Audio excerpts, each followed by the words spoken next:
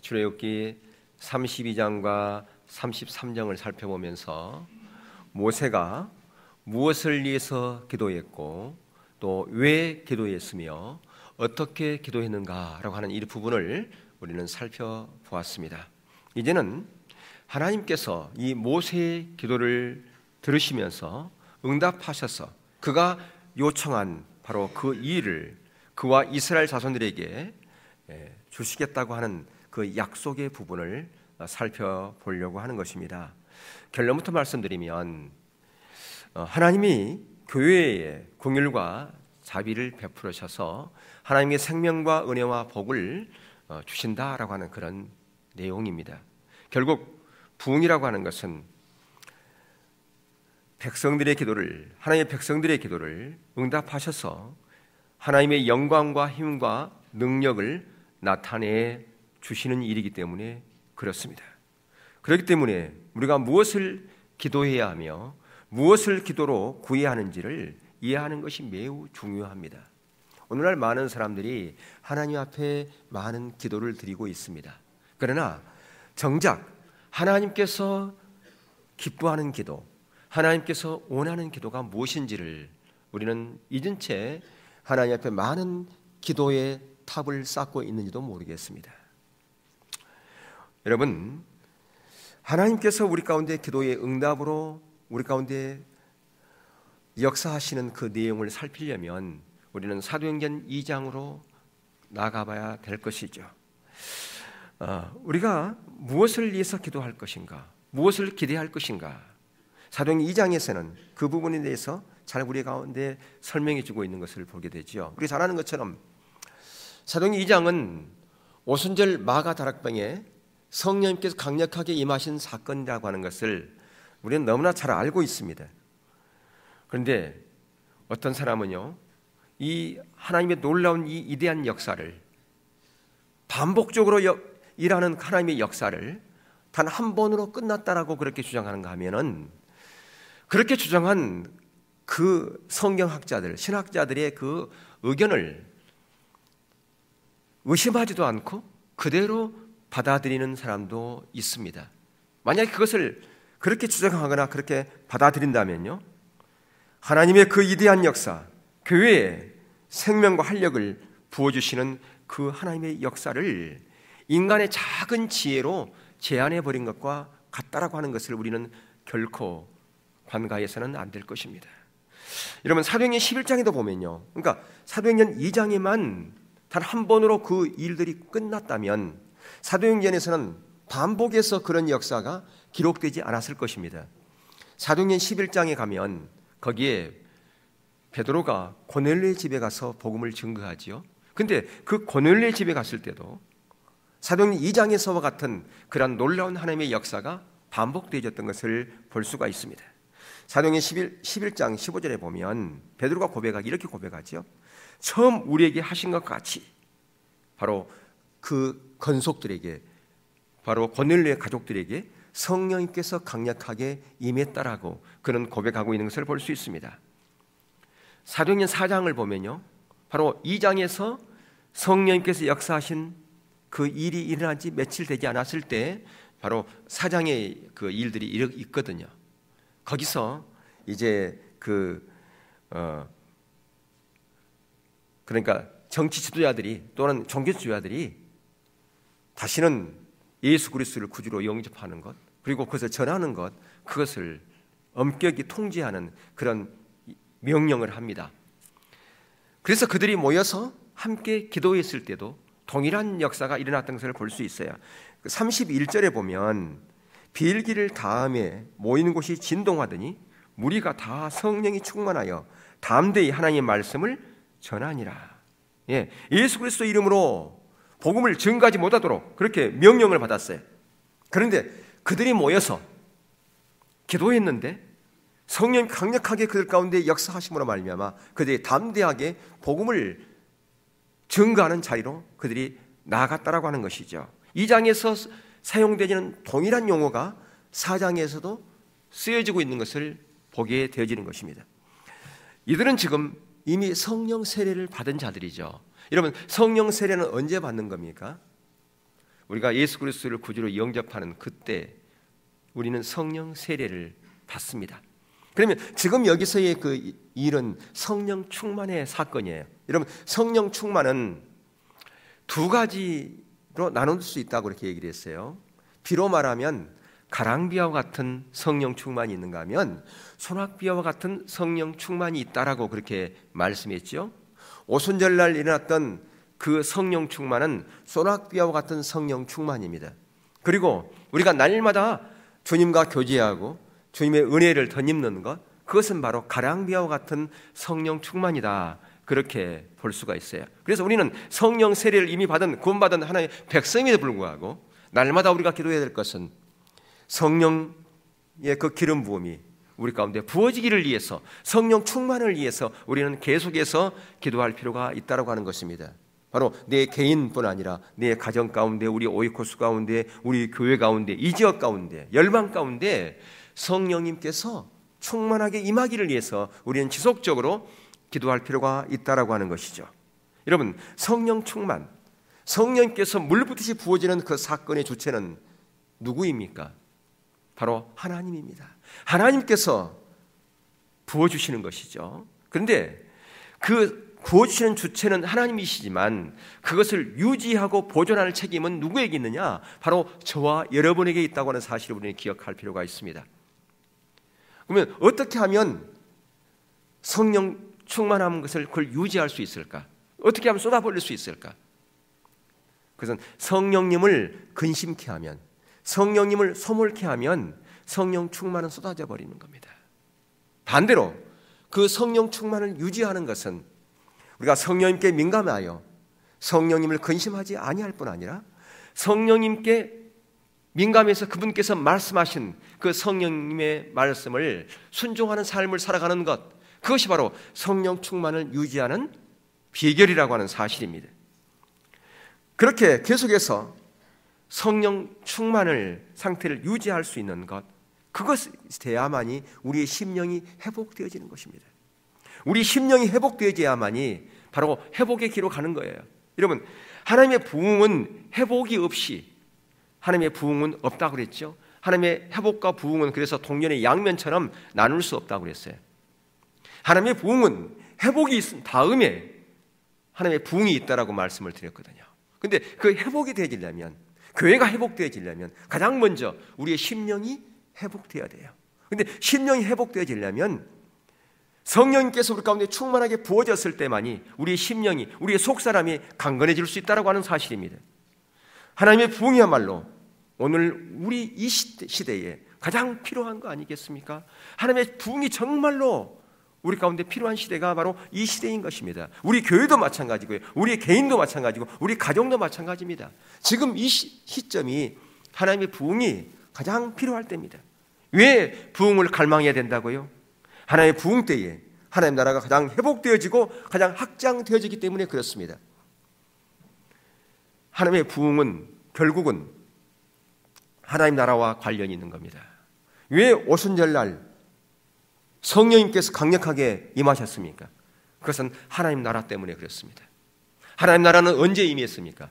하나님 나라는 예수님께서 이 땅 가운데 오실 초림 때 하나님 나라는 임했고요, 그분께서 십자가 지심으로 말미암아 저와 여러분을 구원하시고 교회를 세우실 뿐 아니라 저와 여러분에게 명령하셨어요. 땅끝까지 이르러 복음을 증거하라고요. 왜 전도해야 됩니까? 왜 선교해야 되는 겁니까? 하나님 나라 회복과 하나님 나라 확장을 위해서 예수님께서 이 땅 가운데 오셔서 하나님 나라를 이루셨어요. 근데 그것을 확장시키고 회복시켜야 될 그것은, 그 도구는 누구냐? 그 동역자는 누구냐? 저와 여러분이라고 하는 것입니다. 그리고 예수님께서 재림한 그때에 하나님 나라가 완성되어질 것입니다. 바로 하나님 나라 회복과 그 확장 때문에 오순절날 성령님께서 강력하게 임하셔서 성령 충만한 그 무리들을 통해서 복음이 증거케 하고, 그 복음이 증거케 한 그 무리들의 공동체가 바로 교회가 되어진 것이죠. 최초의 교회, 예루살렘 교회가 되어진다고 말입니다. 신약의 최초의 교회, 바로 예루살렘 교회가 등장하게 되어 있다라고 하는 것입니다. 저와 여러분이 심령이 회복되어야지만이 우리의 삶이 회복되어지고요, 우리의 가정이 회복되질 뿐 아니라 우리의 오이코스와 우리 교회가 회복되어지는 것입니다. 왜 회복되어야 된다고? 회복되어야 되는 이유가 뭡니까? 목적이 뭡니까? 하나님의 부흥을 위해서, 하나님의 부흥을 담을 수 있는 그릇으로 준비되기 위해서 우리의 삶이 회복되어야 된다 그 말입니다. 여러분, 사도행전에서의 그 주인공, 제가 지난 시간에 저와 여러분이 계속해서 사도행전을 써 내려가야 된다고, 사도행전 29장을 저와 여러분이 써야 된다고 그렇게 제가 말씀을 드렸는데요. 사도행전에서의 그 주인공들은 어떤 사람이 주인공이었습니까? 그들은 정말로 한 줌의 흙밖에 안 되는, 한 줌밖에 안 되는 그런 무지랭이들이었습니다. 정말 무식하고 무지한 자들이었습니다. 아주 평범한 사람들이었습니다. 그런 사람들이 사도행전에서의 주인공이었습니다. 그런데 영광의 주님께서 하늘로 올라가시면서 그들 가운데 하나님의 일을 맡기고요, 그들 가운데 하나님의 권세를 그들 가운데 부어주었어요. 뭐 하려고요? 뭐 때문에 그렇습니까? 하나님 나라 때문에 그렇다니까요. 하나님 나라를 회복시키고 하나님 나라를 확장시키는 그 일이 바로 하나님의 일이기 때문에 그 하나님의 일을 그들 가운데 맡겼다 그 말입니다. 그런데 그들은 지금 어디에 있습니까? 그들이 그러면 그 사명을 가지고 그 사역을 어디서 감당했습니까? 이방인 지역이었습니다.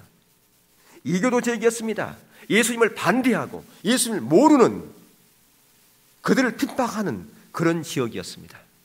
그래서 그들은 때로는 복음을 증거하면서 사자밥이 되기도 하고요, 때로는 십자가, 또 어떤 발가벗겨서, 그러니까 가죽이 이번에 성지순례 갔더니 그 순교당한 사람 중에 한 사람은 온 몸이 가죽을 벗겨가지고 그렇게 순교당한 사람도 있더라고요.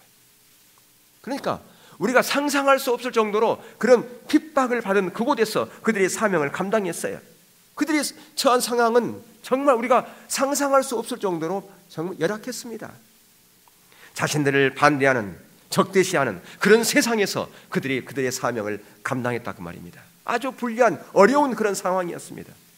그런데 성령님께서 그들 가운데 임했을 때에 그들은 그걸 개의치 않았습니다. 이들은 사자처럼 강한 능력의 소유자였기 때문에 그렇습니다. 사자밥이 되는 그 순간에서도 그들은 담대하고요, 그들은 하나님을 찬양하고 경배하는, 그래서 제가 지난번에 말씀드렸지만 그 네로가 너무 하나가 난 게 뭐냐면 사자밥이 돼 있는 그들의 시체를 한번 본 거예요. 그때 전부 다 웃고 있는 거예요. 죽어 있는 시체가. 그러니까 더 열이 난 거예요. 여러분, 그것이 누가 그렇게 할 수 있습니까? 사람의 의지가 그렇게 만들 수 있습니까? 불가능하지요. 하나님이 아니고서는 그렇게 할 수 없습니다. 우리 개인에게 성령님께 강한 역사로 임했을 때, 성령 충만이 임했을 때 바로 그런 일들이 일어난 거라 그 말입니다. 한 줌밖에 안 되는 보잘것없는 그들로부터 시작했지만 그들의 복음은 점진적으로 전파되어서 그들의 영향력은 그 당시 강한 로마 제국을 기독교 국가로 만들어버린 거 아니겠습니까? 정말 작은 한 줌밖에 안 되는 그 무지랭이들이 성령의 강한 능력으로 말미암아 그 당시 강한 그 세계를 지배하는 그 로마 제국을 완전히 영적으로 바꿔버린 거 아니냐 그 말입니다. 우리는 이러한 하나님의 부흥을 갈망하는 겁니다. 바로 하나님의 부흥이 임할 때 바로 이러한 일들이 일어나기 때문에 그렇죠. 하나님께서 우리의 기도를 들으시고 응답하기 시작할 때 가장 먼저 교회 안에 어떤 일이 일어납니까? 가장 첫 번째, 하나님과 그의 능력이 우리 자신들 가운데 임한다고 하는 사실, 그것을 의식하게 되는 겁니다. 인식하게 되는 거라 그 말입니다. 하나님이 우리와 함께하고 있다, 하나님의 능력이 우리와 함께하고 있다, 그걸 의식하게 되는 겁니다. 하나님께서 우리의 기도를 응답할 때, 어떤 기도, 우리가 하나님의 부흥을 위해서 기도할 때 하나님께서 우리와 지금 우리 기도를 들으신다라고 하는 것을 인식하게 된다는 겁니다. 여러분, 사도행전 2장 1절의 사절을 한번 보겠습니다. 함께 보겠습니다. 시작. 오순절날이 이미 이름에 저희가 다 같이 한 곳에 모였더니 호련히 하늘로부터 급하고 강한 바람 같은 소리가 있어 저희 앉은 온 집에 가득하며 불의 혀같이 갈라지는 것이 저희에게 보여 각 사람 위에 임하였더니 저희가 다 성령의 충만함을 받고 성령이 말하게 하심을 따라 다른 방언으로 말하기를 시작하니라. 여기 보면 바람 같은 소리, 그리고 불의 해 같은 갈라지는 이러한 현상들이 있죠. 이게 뭡니까? 이게 바로 하나님의 임재입니다. 하나님께서 우리하고 함께 있다고 하는 것을 의식하는 거예요. 그게요. 그런데 이것이 하나의 물리적인 현상 아니겠습니까? 바람 같은 소리, 그게 실제로 그런 바람 같은 소리가 날 수도 있어요. 또 불이 해같이 갈라지는 그런 현상이 수반되어지고 방언들이 터지는 그런 일들이 일어나기도 하고요. 하나님의 그 부흥이라고 하는 노이존스 목사님 책에 보면 사람들이 꼬꾸라지고 넘어지고 쓰러지고 깔깔대고 웃고 개성을 지르는 그런 일도 있습니다. 그런 물리적인 현상들이 수반될 수 있어요. 물론 그것이 한 번이 아니라 여러 번 반복될 수도 있습니다. 그런 일들이. 근데 잘못하면 우리는 그것에, 그런 현상에 초점을 맞출 수 있다 그 말입니다. 그런 체험에만 맞출 수 있어요. 그래서 어떤 사람은 그걸 흉내내는 사람들이 있어요. 다 보니까 다 팔벌 떨고 다 쓰러지고 그러는데 자기만 멀쩡해. 그러니까 다른 사람들이 나를 뭐 어떻게 볼까? 저 사람은 믿음도 없는가 보다. 저 사람은 기도도 안 한가 보다. 영적으로 좀 부족한 거 아닌가 하라고 하는 그런 의식 때문에 자기 흉내내고 있는 사람도 있어요. 실제로 그렇게 흉내를 내는 사람이 있어요. 왜 그런가? 현상에 주목하기 때문에 그렇다는 그 말이에요. 현상에 주목하는 거. 우리 눈에 보이는 것에 주목하기 때문에. 근데 지금 이런 일들은 영적인 거잖아요.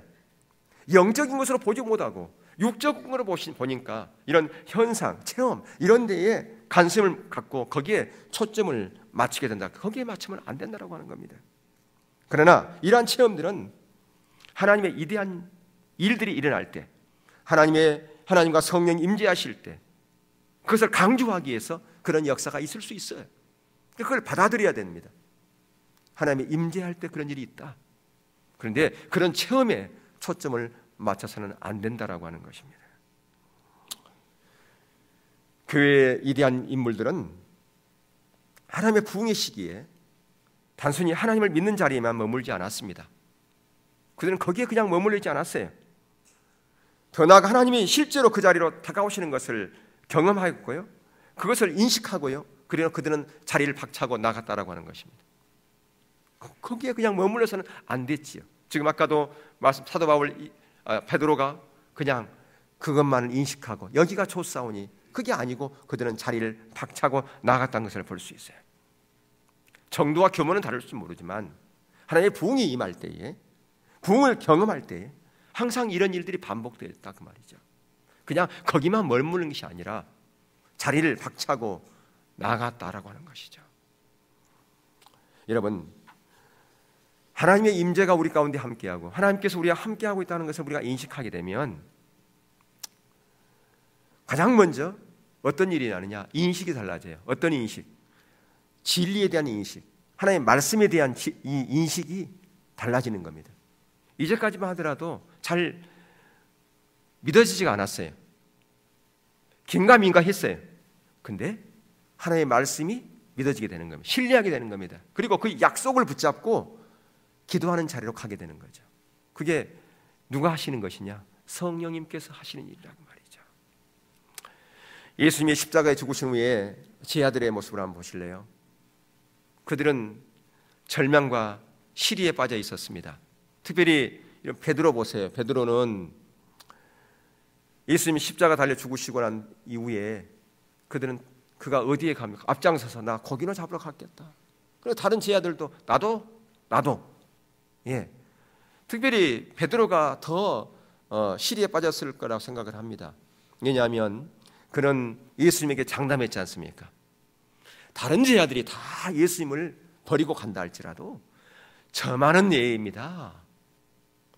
주님께서 죽음의 자리에 간다 할지라도 저는 거기 갈 겁니다. 이렇게 호언장담했는데 그는 계집종 앞에서 3번이나 그렇게 부인했지 않습니까? 그런 자기의 모습을 보니까 너무 한심한 거예요.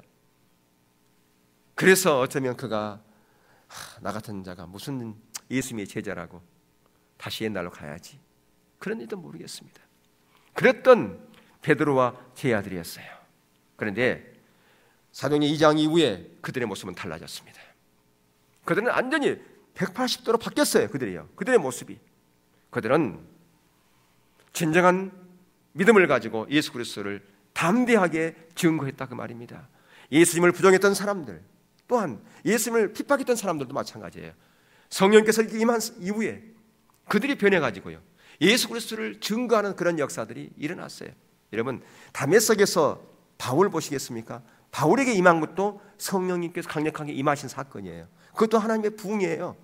바울에게 임한 것도 성령 하나님의 부흥입니다. 그가 예수를 부정하고 예수 믿는 자들을 핍박하고 죽이는 데 앞장섰던 사람 아니겠습니까? 그런데 성령 강력하게 임한 이후에 그의 삶은 180도로 바뀐 걸 볼 수 있어요. 어떤 사람들은 교회에 나와서 하나님의 말씀이 잘 안 믿어진다는 그것 때문에 괴로워하는 사람들이 있어요. 믿고 싶은데 안 믿어진다는 거죠. 열심히 하고 싶은데 안 된다는 거예요. 그것 때문에 괴로워하는 사람들이 있어요. 그런데 하나님의 부흥이 임하면 믿어지고요, 주를 향한 열정이 생기고요, 하나님을 향한 그 신뢰와 열망이 회복되어진다고 하는 거예요.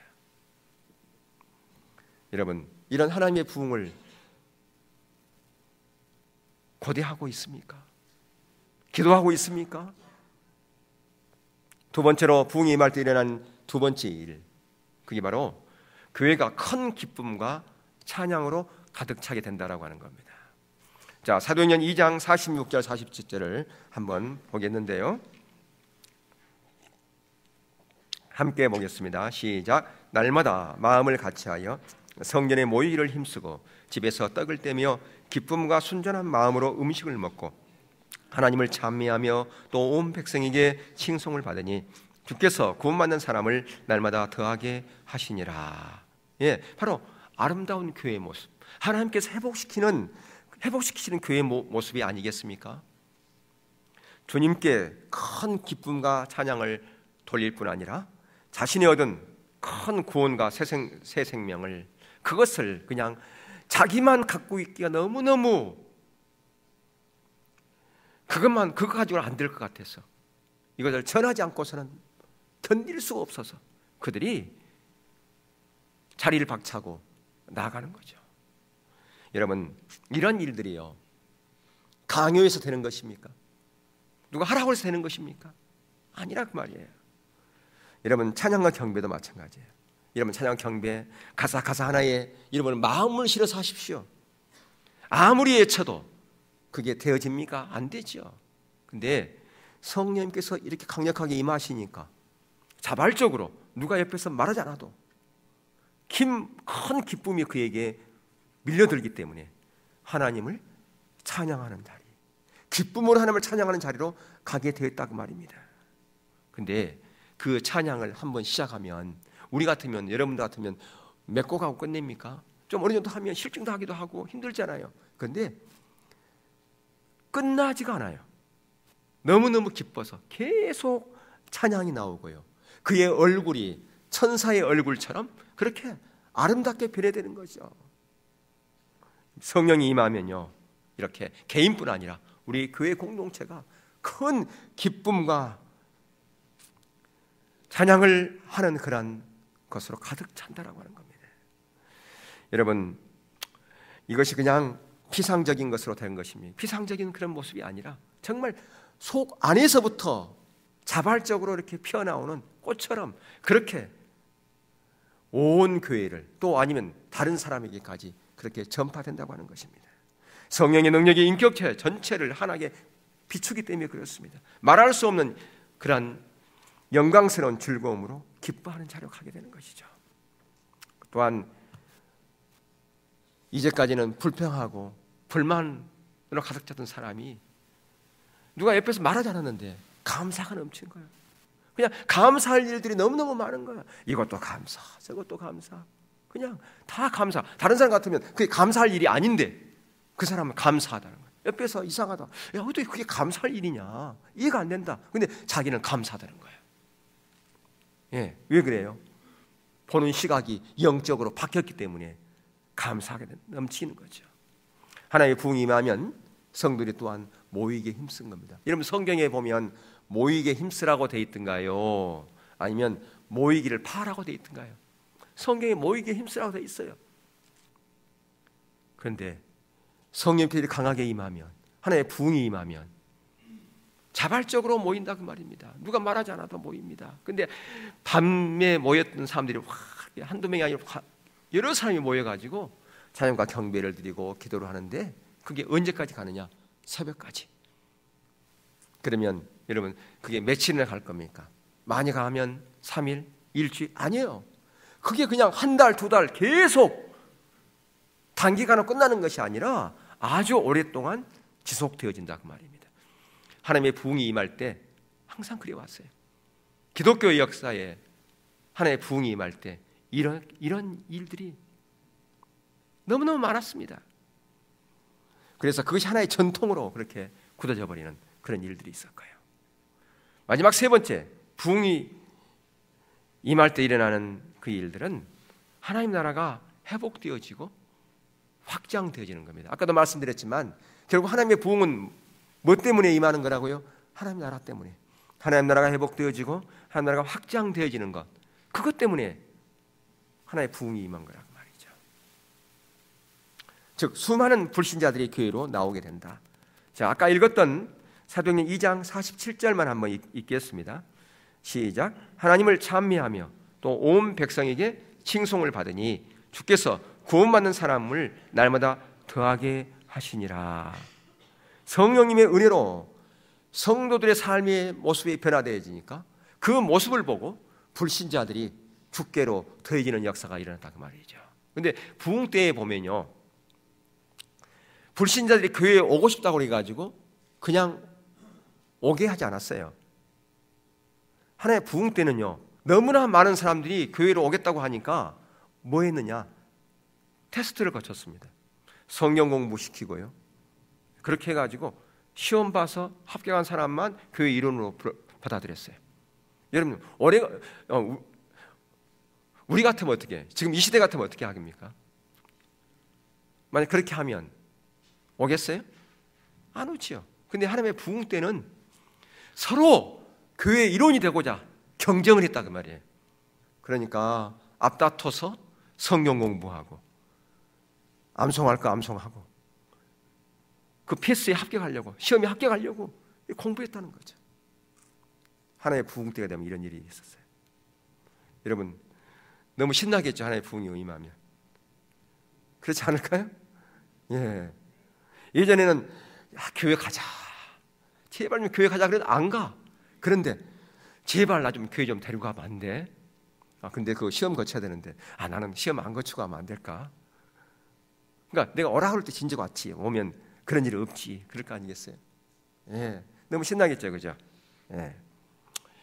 그래서 성령 충만한 자들을 통해서 복음을 증거할 때에 수많은 불신자들이 주께로 더해지는 그러한 놀라운 일들이 일어난다 그 말입니다. 왜 그럴까요? 왜 그런 일이 있을까요? 아까도 말씀드렸지만 하나님은 지금도 하나님 나라에 관심이 있다 그 말이에요. 하나님 나라는 저 천국에만 있는 게 아니라 이 땅 가운데 있는 거 아시겠죠? 예. 천국이 어디 있어요? 이 땅에 있다 그러면 무슨 이 땅에 천국이 있냐고 그러면 안 되죠. 예. 하나님 나라는 이중성이죠. 저 우리가 죽어 사는 저 하늘나라, 그리고 예수님의 초림을 통해서 하나님 나라가 이 땅 가운데 임한 거죠. 이미 임했지만 아직 안성되지 않았잖아요. 예. 하나님 나라는 계속해서 회복되어지고 확장되어지는 그 일을 누가 해야 되느냐? 바로 저와 여러분이 해야 되는데, 바로 성령 충만 받은 자들이 그 일을 감당해야 된다 그 말입니다.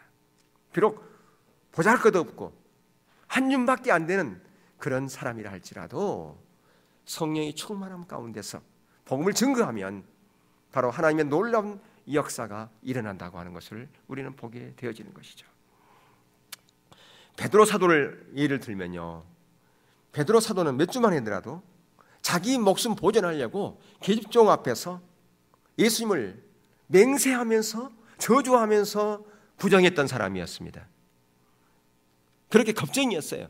그런데 지금 예루살렘 한복판에서 설교를 합니다. 지금 당국자들이 자기를 주시하고 있어요. 종교 지도자들이 자기를 주시하고 있습니다.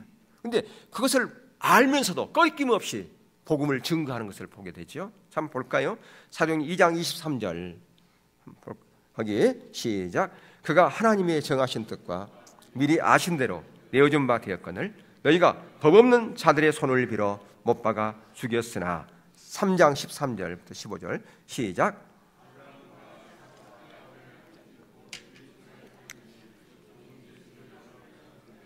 너희가 저를 넘겨주고 빌라도가 놓아주기를 결안한 것을 너희가 그 앞에서 부인하였으니 너희가 거룩하고 의로운 자를 부인하고 도리어 살인한 사람을 놓아주기를 구하여 생명의 주를 죽였도다. 그러나 하나님이 죽은 자 가운데서 살리셨으니 우리가 이 일의 증인이로다.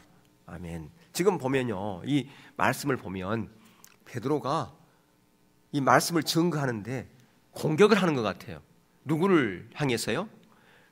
백성들과 관원들과 방백들을 향해 가지고요, 그렇게 공격하고 있는 것처럼 보이는 거예요. 너희들이 예수를 죽였지 않느냐?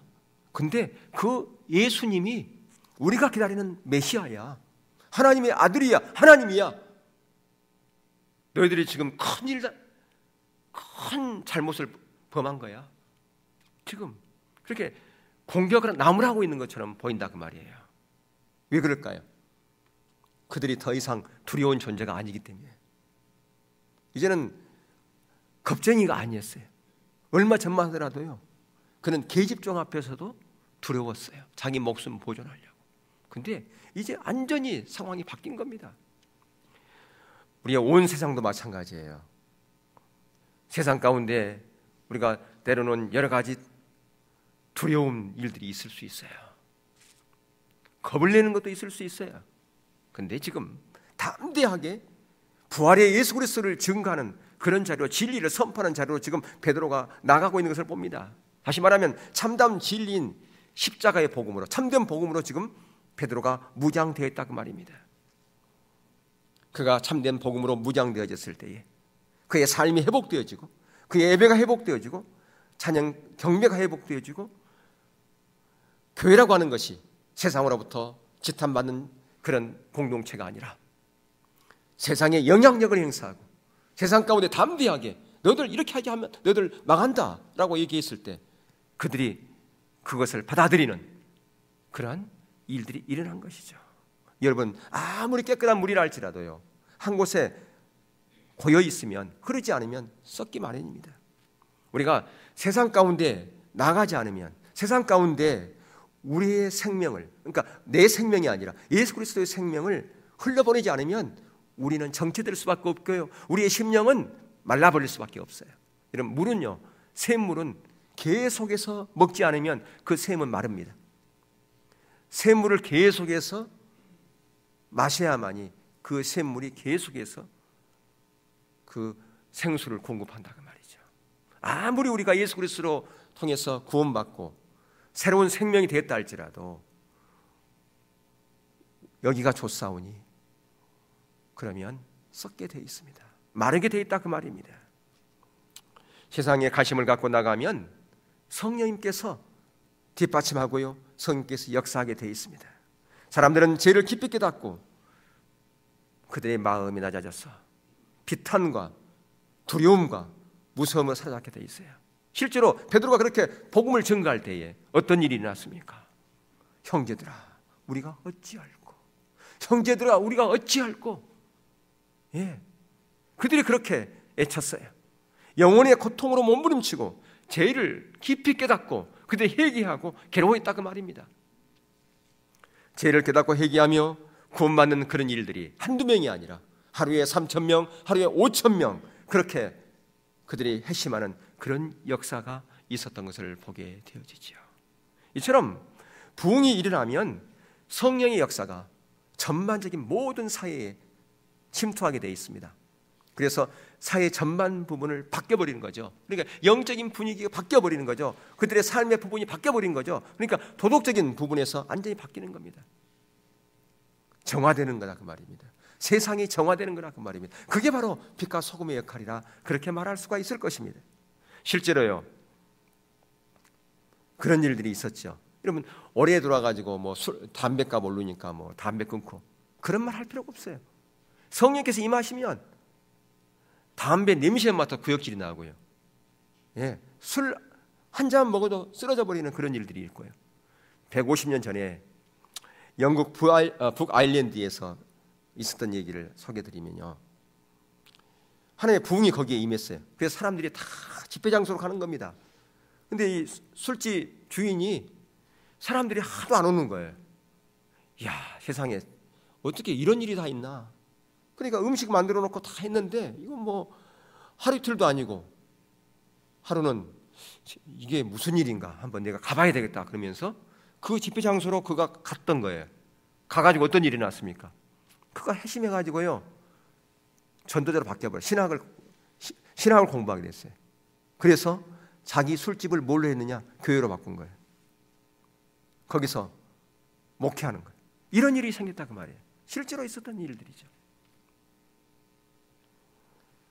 근데 이게 한두 명이 아니라 수많은 사람들이 그런 일들이 일어난다. 왜 그러는가? 아까도 말씀드렸지만 하나님 나라가 확장되게 하기 위해서 바로 부흥을 이 땅 가운데 보내주신다고 하는 거예요. 우리 때문이 아니에요. 하나님 나라 완성. 그러니까 여러분들 어떤 사람들은 그렇게 기도한 사람도 있더라고요. 자기는 종말적인 신앙을 가지고 있대요. 종말적인 신앙을. 그래서 뭐냐면 요한계시록에 예수님이 다시 오시기를 그렇게 고대하는 그게 마라나타지 않습니까? 주 예수여 어서 오시옵소서. 마라나타. 그걸 기도한다는 거예요. 그걸 그렇게 고대한다는 거예요. 그러면 제가 물어보죠. 당신은 그러면 하나님의 부흥에 대해서 알고 있습니까? 하나님의 부흥에 대한 갈망이 있습니까? 하나님의 부흥에 대해서 기도합니까? 그런 부분도 잘 몰라. 그런데 그것만을 기도해. 여러분, 예수님께서 이 땅 가운데 정말 오기를 다시 제 이름으로 오시기를 갈망하는 그런 열망이 있으면 부흥을 위해서 기도해야 돼요. 왜요? 부흥을 통해서 하나님 나라가 회복되어지고 확장되어지기 때문에 확장되어졌을 때 하나님의 그 재림과 맞물리는 거 아니겠습니까? 예수님의 재림은 하나님 나라의 완성이란 말이에요. 그 완성으로 가려면 우리가 지속적으로 하나님 나라를 확장시키는 그 일에 쓰임받아야 된다 그 말입니다. 거기는 쓰임받지 않으면서 예수님의 재림, 하나님 나라 완성만을 기도하고 있다는 것은 그건 좀 안 맞는 거 아니겠어요? 정말 여러분들이 예수님의 재림을 고대한다면 하나님의 부흥을 사모하고 기도해야 돼요. 그리고 우리 한 사람 한 사람이 하나님 나라 회복을 위해서, 하나님 확장을 위해서, 쓰임받기를 위해서 기도하고, 그리고 그것을 위해서 여러분들이 순종하는 자로 가야 됩니다. 그래야 하나님 나라가 회복되고 확장되어지고요, 주님의 재림을 우리가 맞이할 수 있는 것이죠.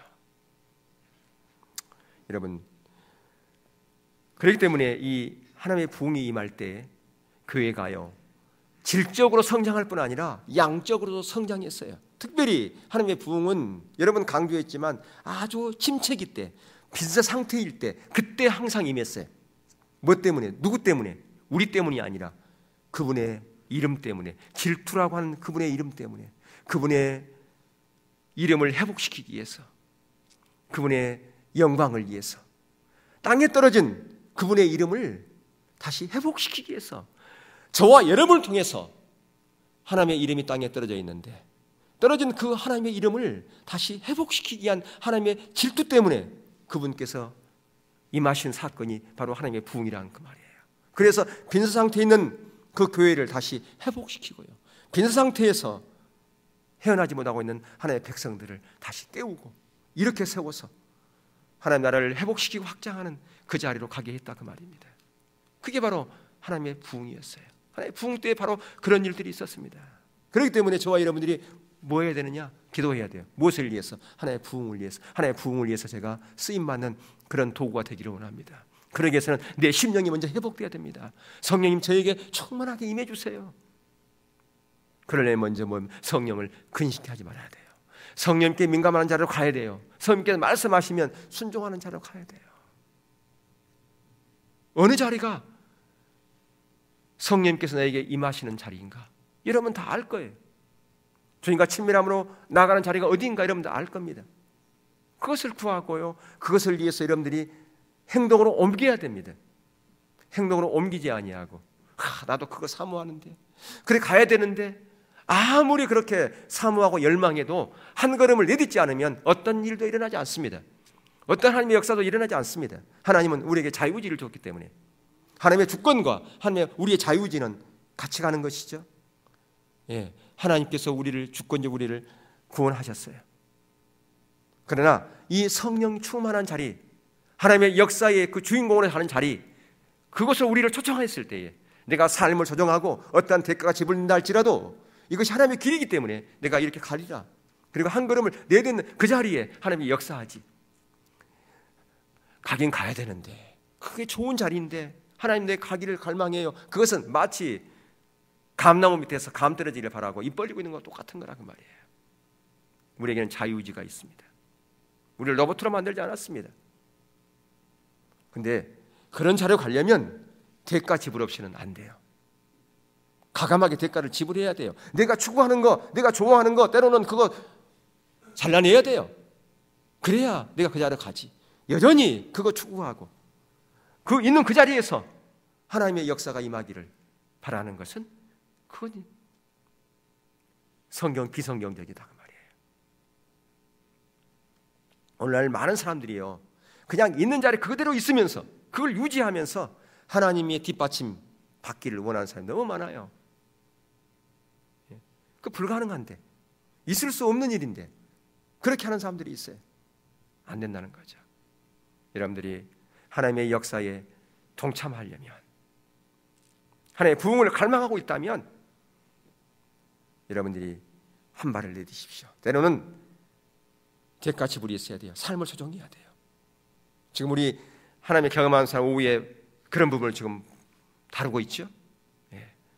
그렇게 우리가 한 걸음을 내디디면요, 우리의 노력으로 50년 아니 100년 해서도 다 못할 일을 하나님께서 한순간에도 해버리실 수 있습니다. 하나님께서 하시면, 하나님이 저와 여러분을 지금도 바라보고 계셔요. 저와 여러분을 긍휼히 여기십니다. 왜? 저와 여러분은 하나님의 자녀이기 때문에, 예수 그리스도의 그 십자가의 그 핏값으로 저와 여러분을 샀기 때문에 지금도 여러분을 사랑하고 있고요, 있는 모습 그대로 사랑하고 있고요, 저와 여러분을 긍휼히 여기고 계시고 있어요. 근데 하나님의 열망이 있어요. 저와 여러분이 그 부흥의 세대로 세워지기를, 성령님께 민감하여 성령님께 순종하여 성령님이 원하는 자리에 있기를 원하는, 그 자리에서 기도하고 거기서 순종하여 우리의 심령이 회복되어지는 그 자리로 가서 저와 여러분 한 사람 한 사람이 하나님의 부흥을 담을 수 있는 그런 그릇이 되기를 하나님은 지금도 원하고 계신다고 하는 것입니다. 원하기는 저와 여러분 모든 사람 한 사람이 그렇게 그 자리에 갈 수 있기를 주의 이름으로 축원합니다.